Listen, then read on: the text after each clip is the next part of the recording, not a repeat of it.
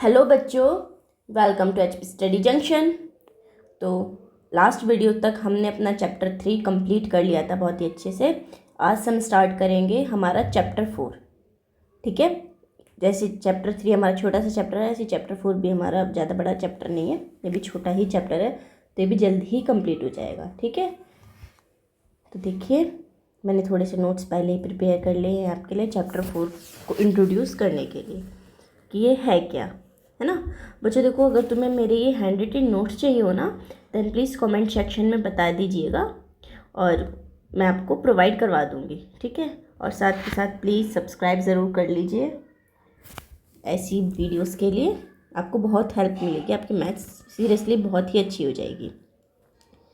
तो चलिए स्टार्ट करते हैं हम अपना चैप्टर 4। चैप्टर 4 है हमारा लीनियर इक्वेशन इन 2 वेरिएबल्स।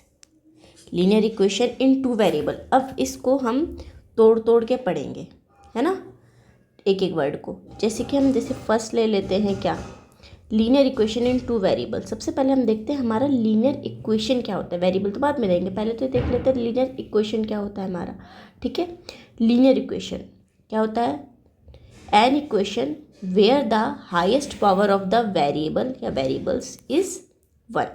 ऐसी इक्वेशन जिसमें हाईएस्ट पावर वेरिएबल की क्या होनी चाहिए, 1 होनी चाहिए। ठीक है, वेरिएबल आपके 2 या 3 हो सकते हैं, कोई इशू नहीं है उसमें, पर उनकी जो हाईएस्ट पावर होगी ना वो 1 ही होगी। अगर 1 से ज़्यादा है तो वो लीनियर नहीं रहेगा।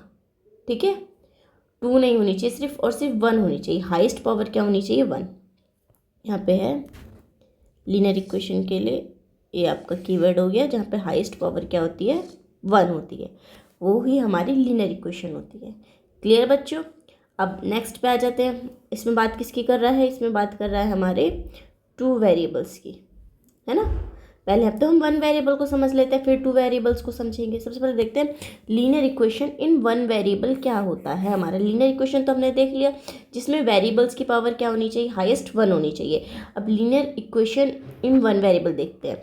तो देखो, इसकी जो जनरल फॉर्म होती है वो होती है ax + b = में 0, जहाँ पे हमारे जो a और b हैं ये कांस्टेंट होते हैं और x क्या होता है, हमारा वेरिएबल होता है। a और b कोई न्यूमेरिक वैल्यू होती है, जैसे 2, 3, 4, 5, प्लस में भी हो सकती है, माइनस में भी हो सकती है। बट ये जो x है ना, इसकी वैल्यू हमें फाइंड आउट करनी होती है ना।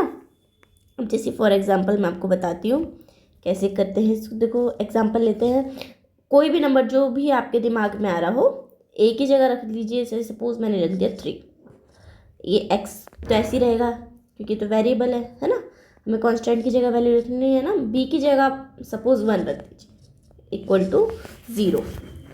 तो अब इसको सॉल्व करके ना हम वैल्यू निकालते हैं। वैल्यू किसकी निकालेंगे, ऑफ कोर्स x की वैल्यू निकालेंगे ना। वेरिएबल तो हमें x ही दिख रहा है ना यहाँ पे, तो वेरिएबल कितना है, 1 है, तो a की वैल्यू निकलेगी। तो देखो लीनियर इक्वेशन इन 1 वेरिएबल में वेरिएबल कितना है, सिर्फ 1 है इसमें, है ना।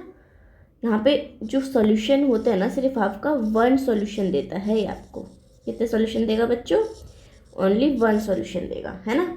अब ये है 3x + 1 है, जैसे मैं आपको इसे सॉल्व करके दिखाती हूँ। तो यहाँ पे देखो क्या आ जाएगा, 3x = मैं +1 को = से इधर भेजेंगे तो -1 जाएगा। तो x की वैल्यू क्या आ जाएगी आपके पास, -1/3 आ जाएगी। हुआ ना, हुआ 1 सॉल्यूशन, यानी इसके पास यूनिक सॉल्यूशन होता है। ये तो हो गया लीनियर इक्वेशन इन 1 वेरिएबल। यहाँ पे जो हमारा वेरिएबल है उसकी हाईएस्ट पावर क्या है, x, सॉरी 1 है ना, वेरिएबल तो हमारा x है, उसकी हाईएस्ट पावर क्या है, हमारी 1 है ना।